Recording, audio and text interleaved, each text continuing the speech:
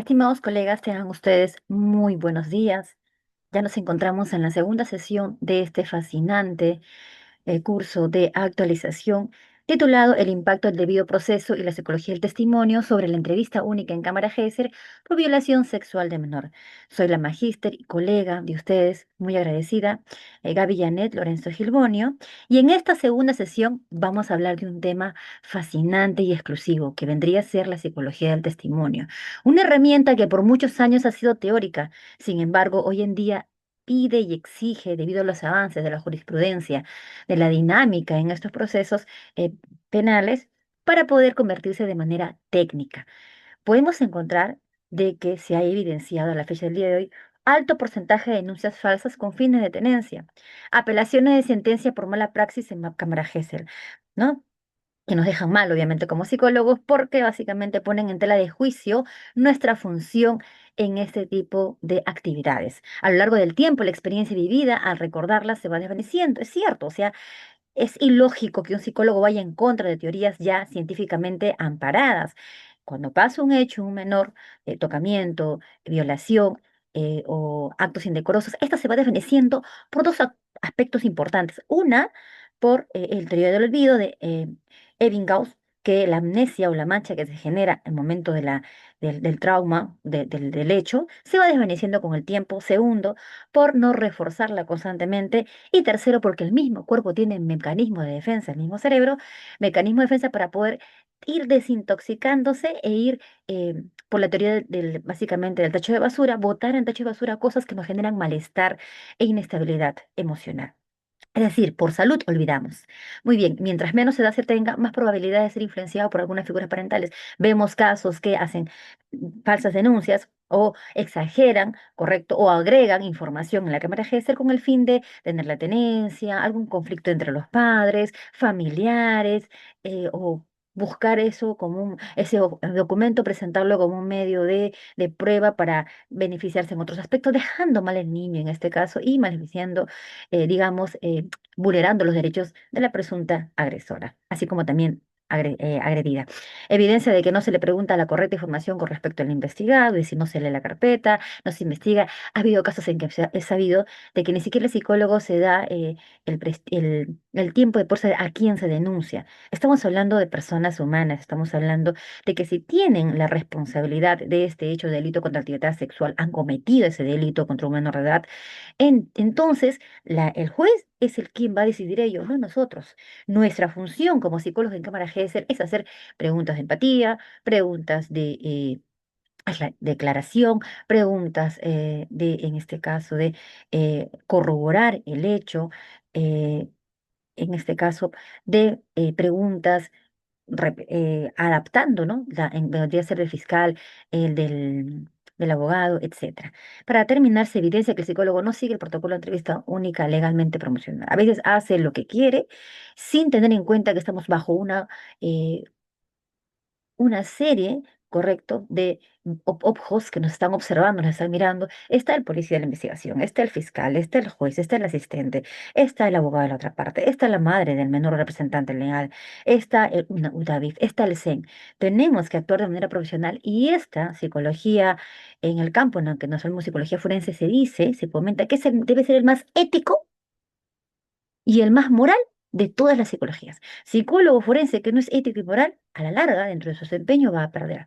También se evidencia que, lamentablemente, al hacerle recordar estas preguntas, tratando de buscar la verdad, eh, por eso necesito ser estratégico, lamentablemente maltrato al menor.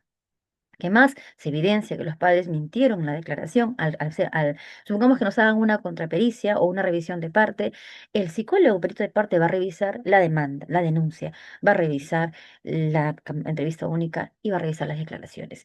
Como yo no he sido competente con mi trabajo y coloco de repente, tal vez por el tiempo corto que tengo trabajando como psicólogo para elaborar este protocolo de pericia, lamentablemente puedo caer en una duda sobre mi profesión. Y eso yo creo que a nadie le gusta, ¿no? Para eso nos preparamos, para eso estudiamos y estamos, como quien dice, mano frente en el trabajo. Los falsos positivos que pueden crear y pueden parecer a lo real.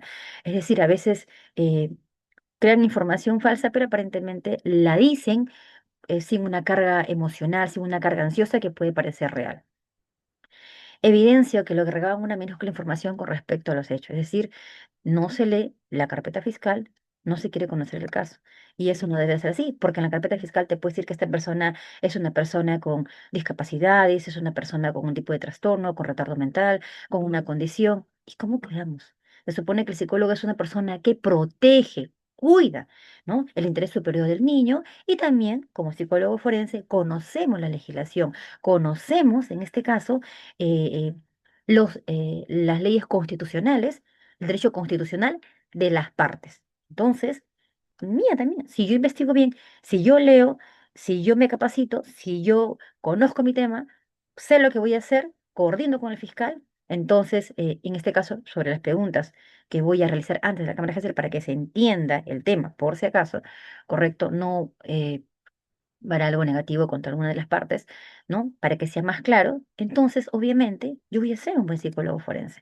La solución a todo esto, ya lo dicen investigaciones, ¿correcto? La psicología del testimonio, que es una gran herramienta, grandísima herramienta, que nosotros vamos a utilizar, y ya lo conocemos, psicólogos forenses, para poder aportar la investigación. Investigaciones en el 2021, 2018, 2019, 2022 dicen que la psicología del testimonio debe dejar de ser teórica, debe dejar de ser escrita, sino a la praxis. En el 2021, en el artículo Víctimas de abuso sexual, especialmente vulnerables, en obtención del testimonio, lo redacta Manzanero, Bari y Valer, indica, correcto, que debemos realizar preguntas adecuadas y que si lo hacemos de manera adecuada podemos vulnerar sus derechos a estas personas, a esas con discapacidades. También indica, correcto, que el no leer la carpeta fiscal, por así decirlo, me va a llevar a que probablemente hasta le genere falsas memorias, es decir, información contraria a la que yo deseo conocer o más que nada en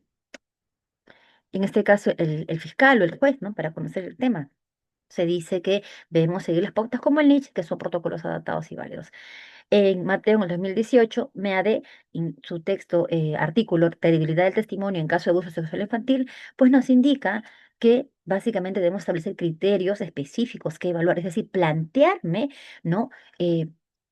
Hipótesis antes de ingresar a la Cámara GESEL. Es decir, por ejemplo, eh, ¿no?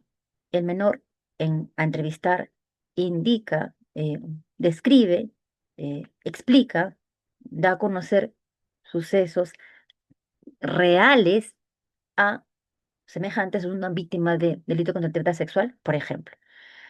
Barreto en el 2019 dice que las herramientas de obtención de testimonio de las etapas del ciclo vital, correcto, son importantes. Muy bien.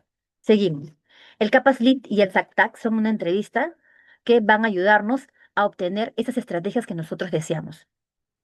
En el 2022, Colombia, ¿no? Bueno, una revista colombiana, en el subtitulado Análisis de reconocimiento de la persona en la ley 906-2004, desde la perspectiva de la psicología del testimonio, indica que esta psicología del testimonio, si no es tecnológica, si no es técnica, por así decirlo, nos va a llevar a sesgos, porque al no hacerlo técnico, es decir, no conocer una estructura, no conocer, digamos, un protocolo, no conocerlo como guía, no conocerlo como un cuestionario, etcétera, ¿correcto? Lo que va a llevar es que yo solamente tenga una concepción de lo que he visto y no voy a tener la oportunidad de compararlo. Recuerda que lo comparen y lo validen.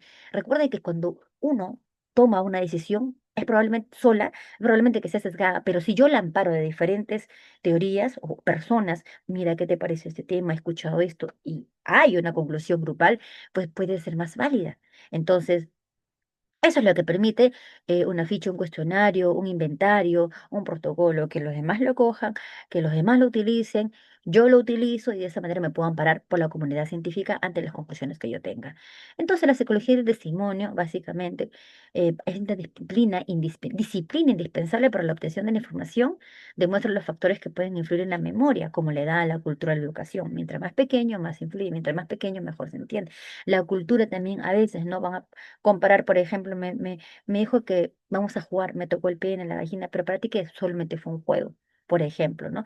Eh, la educación y la discapacidad que a veces ni siquiera se dan cuenta. Por eso es que muchas personas que tienen retardo mental salen no afectadas en la pericia, porque no se dan cuenta, digamos, de la gran vulneración en el aspecto sexual que se le ha realizado, por ejemplo.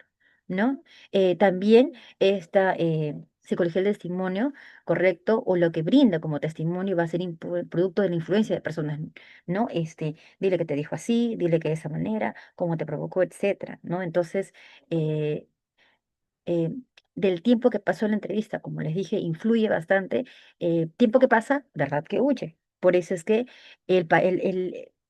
siempre he dicho que la víctima, en el caso penal, tiene que ser activo. ¿Qué quiere decir? Olvidarse del dolor, de la pena, de la tristeza y empezar a dar pruebas, fotos, videos, grabaciones, para que el fiscal tenga, recabe todo eso, lo analice y obviamente si es real, va a seguir su curso, porque la justicia en este país demora, pero la justicia llega.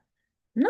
Y tal vez también la psicología del testimonio, al escuchar, al tener técnicas, estrategias, eh, en este caso, ¿no? Hacerlo en dos sesiones, separarlos en una, digamos, darle el tiempo para que descanse el menor, que también vendría a ser parte de una técnica, ¿correcto? Para que vaya respirando, se tranquilice después de haber recordado todo eso en una evaluación psicológica, podría ayudar a conocer que tal vez existe dentro de ello, ¿no? Se haya exagerado o se haya buscado disminuir, en este caso, la gravedad, porque a veces hay mamás que denuncian por violación, por tocamientos. Al final no fue así y luego, con el fin de ya no generar eh, como quien dice, no retirarse la denuncia, hacen de que diga menos de lo que pasó, que ese testimonio sea diferente al testimonio de la denuncia en la comisaría. Entonces, tal vez en el fondo hay una motivación secundaria, dinero, economía, manutención, visitas, o simplemente fueron los celos, la infidelidad o problemas con el mueble que habita, etcétera, ¿no? Eso es lo importante de la psicología del testimonio, hacer buena entrevista, buena pregunta, a pararse ampararse de una técnica va a ayudar mucho a que se pueda lograr, mm, en este caso, disminuir los sesgos, ¿no? Bien, entonces, la psicología del testimonio va a tener una vinculación todos los que estudiamos psicología del testimonio, porque esto solamente es un actualizado, una actualización, ustedes ya lo conocen, vamos a hablar de la disimulación, de las psicopatías, la simulación, detención del engaño, simulación, testimonio de los testigos, psicología del testimonio. Entonces, estos hermosos términos de lo que vendría a ser yo como profesional forense y que debo saber dominar al revés y al derecho, lo que vendría a ser la psicología del testimonio, cuáles son las características en este caso que la persona va moviendo los ojos, respirando, agachando la cabeza, gestualizando, demorando la respuesta ante la pregunta que he realizado para darme cuenta si es que me está mintiendo o no, o es una sobredimensión del suceso o una hipodimensión de lo sucedido, en este caso del tema materia de denuncia. En síntesis, la psicología de testimonio, correcto, es todo, ¿no? Tendría que ser un curso entero que se realiza dentro del ámbito de la psicología forense e incluso hay estudios de posgrados de ello porque es un tema importante. Imagínate tú como psicólogo, correcto, dominar este campo. Te sirve en todo, en temas penales, en temas civiles, en temas criminales, dentro de psicología educativa, clínica, es una llave, correcto, importantísima para darte apertura como psicólogo en los diferentes campos, ¿no? También poder detectar si el agresor, por ejemplo, ¿por qué inició de esa manera? ¿De qué se debe? Si te está mintiendo o no, tal vez en su evaluación, etcétera. Entonces, esta psicología del testimonio parte de la psicología experimental 1887 a 1930, investigaciones con respecto para conocer la exactitud y en esta manera, ¿no? De los testigos en un libro titulado On the Witness Stand, el tercer periodo de 1960 a la actualidad, ¿no? Perdón, el segundo periodo de 1940 a 1960. Eh, Se basaron y el enfoque básico que permitió determinar, dar alcances, correcto, a la psicología del testimonio es la psicología del conductismo relacionada a la mentira, ¿no?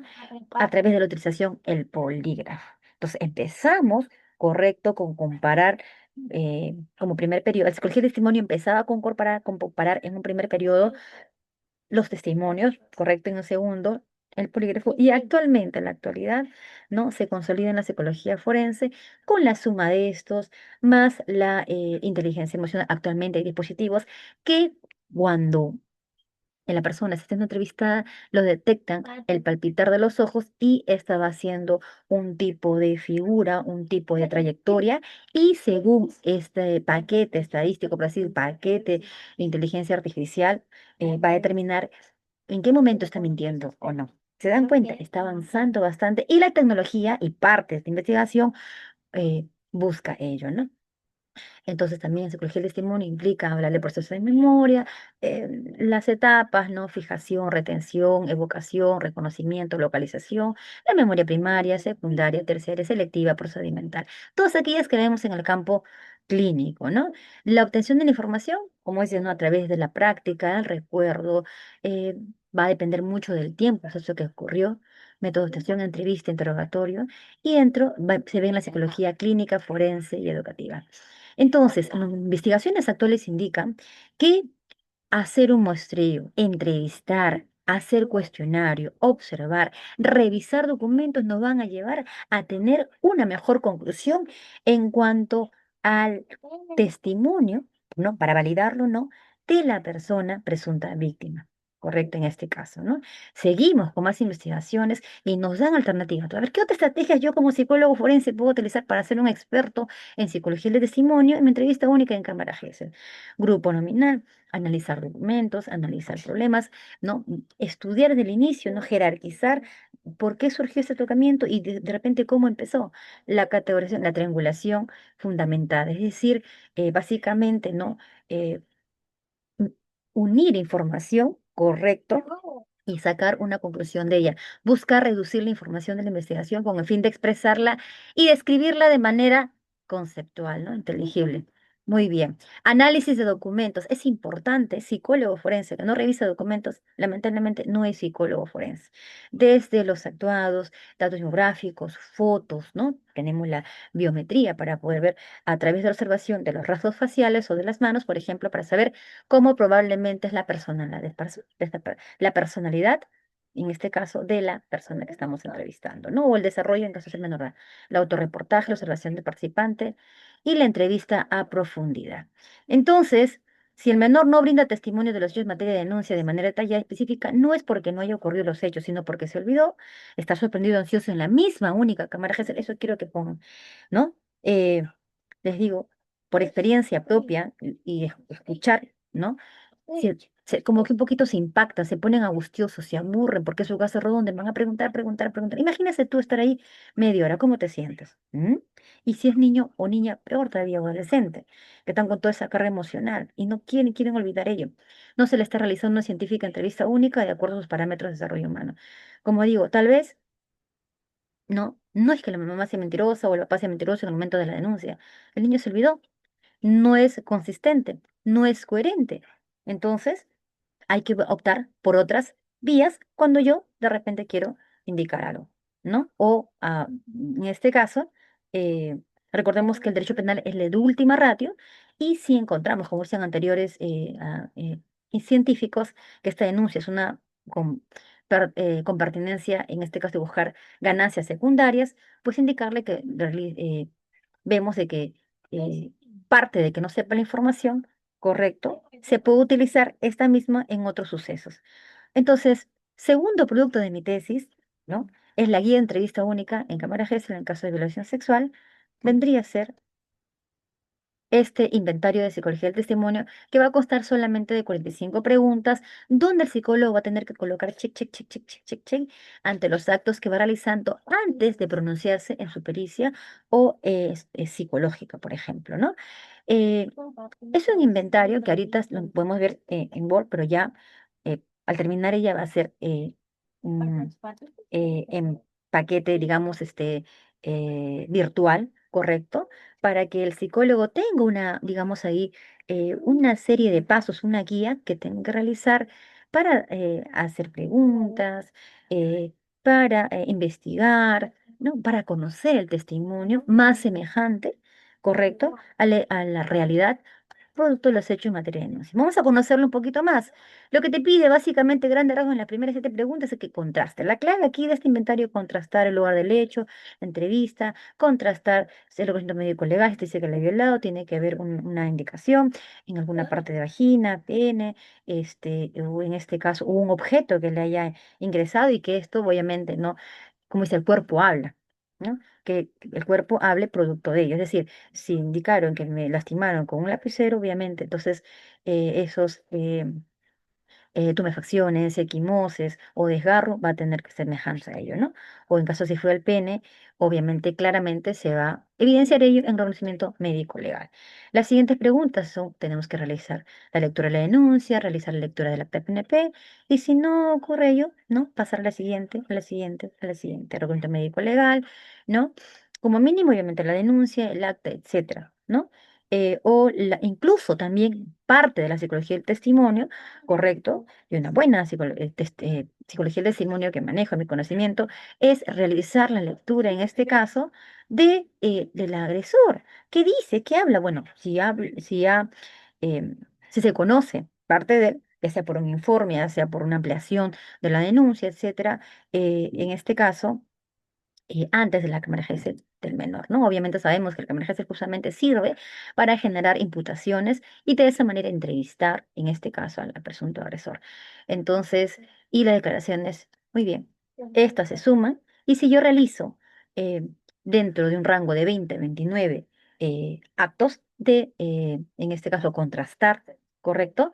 En los documentos, en el RML, en la entrevista, ¿no? En este caso, en diálogo con la sala de entrevista que están llevando la investigación, voy a tener un puntaje alto, pero si yo tengo entre 10 a 19, medio, y una 9 bajo, es decir, mientras yo realice más actividades de este inventario, entonces voy a dar validez, seguridad y fundamentación científica al testimonio que yo pueda brindar en mi protocolo de pericia. Entonces, eso es conforme todo.